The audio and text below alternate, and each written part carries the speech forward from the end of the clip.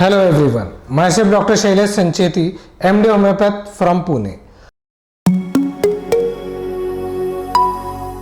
आज हम बात करेंगे बर्जर्स डिसीज़ के बारे में। बर्जर्स डिसीज़ ये आर्टरी की बीमारी है जो कि हाथों में या पैरों में दोनों इसमें ये हो सकती है। ये एक रेयर बीमारी है, मतलब मोस्टली कॉमनली इतनी जल्दी वो नहीं मिलेगी बहुत सारे पेशेंट्स में, लेकिन हाँ आजकल ये कॉमनली मेरे पास पेशेंट्स आ रहे हैं, तो सोचा मैंने आज हम इस पे ही वीडियो बनाते हैं। इसको थ्रोम्बोएंजाइटिस ऑब्लिटरेंस भी बोलते हैं। अब ये कौन से लोगों में होता है? तो ये होता है जो लोग स्मोकिंग ज़्यादा करते हैं या टोबैको चीविंग करते हैं, जो क्रॉनिक स्मोकर्स और क्रॉनिक टोबैको ईटर्स है, उनकी ये बीमारी है। अच्छा, इसके अंदर क्या क्या होता है? तो इसके अंदर हाथों में या पैरों में इसमें जो आर्टरीज है यानी कि जो ब्लड सप्लाई करते हैं, वो एक तो उसका स्पेस नैरो हो जाएगा यानी कि छोटी हो जाएगी। अगर छोटी होगी तो उसके लिए वहाँ पे ब्लड सर्कुलेशन कम होगा, या फिर कोई ब्लड का क्लॉट वहाँ पे जाके जम जाएगा जिसके वजह से उस आर्टरी का फ्लो वहाँ पे ब्लॉक हो जाएगा। अच्छा, अब इसमें ये कैसे पता चलता है? तो इसमें सबसे पहले तो हम देखेंगे कि सिम्टम्स क्या क्या होते हैं। अब जिस एरिया में, मान लीजिए इस हाथ में अगर इधर ब्लॉक हो जाता है आर्टरी, तो यहाँ पे ये हाथ में ठंडा महसूस होगा, ये हाथ का जो कलर है वो चेंज होने लगेगा, थोड़ा सा हल्का सा ब्लूइश कलर का हाथ होने लगेगा, या हाथ में ये जो फिंगर्स है उसका कलर चेंज होना शुरू हो जाएगा, हाथ में नमनेस यानी कि सेंसेशन कम हो जाएगा, हाथ में दर्द होगा क्योंकि वहाँ पे ब्लड सर्कुलेशन नहीं है, हाथ ऐसा ठंडा महसूस होगा, इसलिए हमेशा ऐसा लगेगा कि इसको कवर करके रखना है या फिर इसको ऐसे गर्म करना है ताकि थोड़ा सा अच्छा महसूस हो। ये सेम कंडीशन पैरों में भी हो सकती है। इस सिचुएशन से पता चलता है कि शायद ये केस में बर्जर्स डिसीज़ की तरफ जाने के चांसेस है। अब इस केस में टेस्टिंग कौन सा करेंगे ताकि अपने को क्लैरिटी आए? तो आप इसके अंदर ब्लड टेस्ट में PTINR भी कर सकते हैं, जिससे कि आपको bleeding time and clotting time पता चले। अब इसमें कौन से टेस्ट करेंगे हम? तो इसमें आर्टेरियल डॉपलर स्टडी करना पड़ेगा, CBC देखना पड़ेगा, और साथ ही साथ PTINR को चेक करना पड़ेगा, जिससे कि अपने को क्लियरिटी आए कि डायग्नोसिस हमारा परफेक्ट है। अब बात करते हैं कि इस चीज़ के लिए क्या प्रिकॉशन लेनी चाहिए या प्रिकॉशनरी मेजर्स क्या है। सबसे पहली बात तो आपको आपके हैबिट्स, लाइफस्टाइल चेंज करने पड़ेंगे। जैसे स्मोकिंग है, टोबैको चीविंग है, इसको कंट्रोल करना पड़ेगा। अब अगर इसको कंट्रोल नहीं हुआ यानी कि बीमारी आगे बढ़ती गई, दवाई ली नहीं, या जो दवाई ली है उसने बराबर एक्शन नहीं दिया है, या कोई भी कॉम्प्लिकेशंस आता है, तो ये बीमारी कहाँ तक जा सकती है। तो आपने अक्सर सुना होगा कि किसी का उंगली काटनी पड़ी, किसी का हाथ काटना पड़ा, किसी का पैर काटना पड़ा, जिसको बोलते हैं गैंग्रीन। अब सीधी सी बात है, ब्लड सर्कुलेशन नहीं होगा किसी भी कारणवश, तो वहाँ पे ब्लड जाएगा नहीं, यानी कि ऑक्सीजनेशन जाएगा नहीं, तो यानी कि वहाँ पे सर्कुलेशन होगा नहीं, तो हाथ पैर की जो उंगलियाँ है वो काली पड़ना शुरू हो जाएगी, और धीरे धीरे धीरे वहाँ पे वो गैंग्रीन फॉर्म होना शुरू हो जाएगा।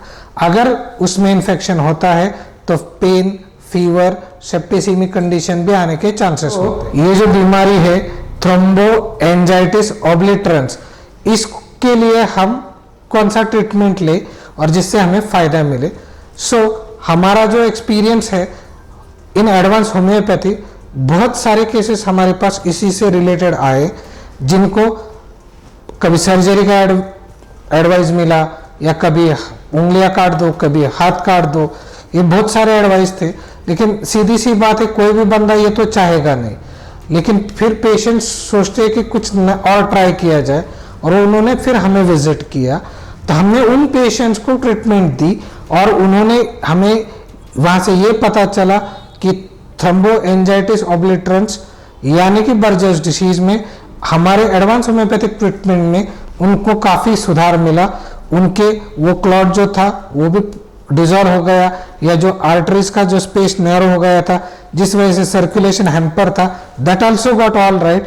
और सबसे अहम बात, गैंग्रीनस कंडीशन जहाँ पे वो पहुंच गए थे वहां से वो रिवर्स भी हो गए, जिनका शुरुआत थी उनके केस में वो और फास्टेस्ट रिकवर भी हुए और उनकी उंगलियां, पैर ये काटने की या नाखून ये सब की जो नौबत नहीं आई।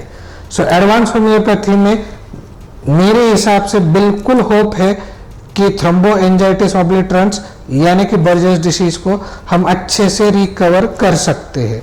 सो अगर आपके जान पहचान में, घर में, परिवार में, समाज में अगर कहीं पे भी आपको ये चीजें सुनने को मिलती है तो आप ये जरूर कह सकते हैं कि एक बार एटलीस्ट कोई चीज काटने के बाद तो वापस आएगी नहीं, लेकिन एक बार होम्योपैथिक, एडवांस होम्योपैथिक ट्रीटमेंट लेके देखना जरूर चाहिए। इसी के साथ साथ अभी हमारे पेशेंट जिन्होंने हमसे एक ट्रीटमेंट लेके उनको एक पॉजिटिव चेंज आया, उसका भी हम टेस्टिमोनी वीडियो आगे कंटिन्यू रखेंगे। उससे आपको पता चलेगा कि हाँ, ये सिर्फ चर्चा नहीं है, यहाँ पे ये चीज एट एक्चुअल ट्रीटमेंट मिलता है।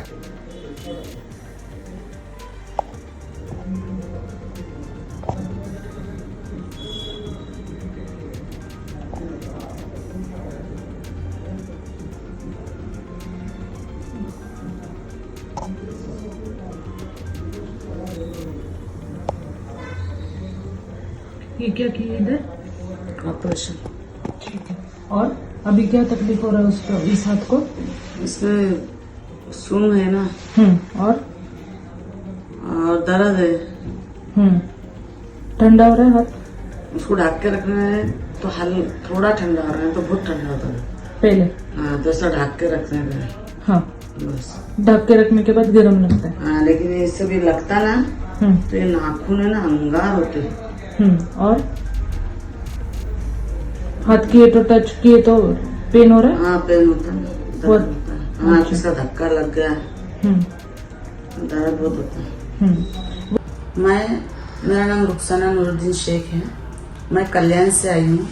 मेरे को गैंग्रीन करके बीमारी हुई थी कि डॉक्टर ने बोला हाथ आपको काटने को लगेगा, लेकिन मेरे को डॉक्टर शैलेश का एड्रेस मालूम पड़ा। मैं यहाँ आई और यहाँ से मैंने ट्रीटमेंट चालू किया होम्योपैथिक की।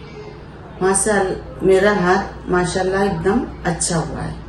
पहले तो हाथ काला गिरा था, हाँ, उंगलियां चल नहीं सकते थे, हाथ काटने बोला था डॉक्टर ने, लेकिन डॉक्टर शैलेश के पास में आने से इतना हाथ अच्छा हुआ है।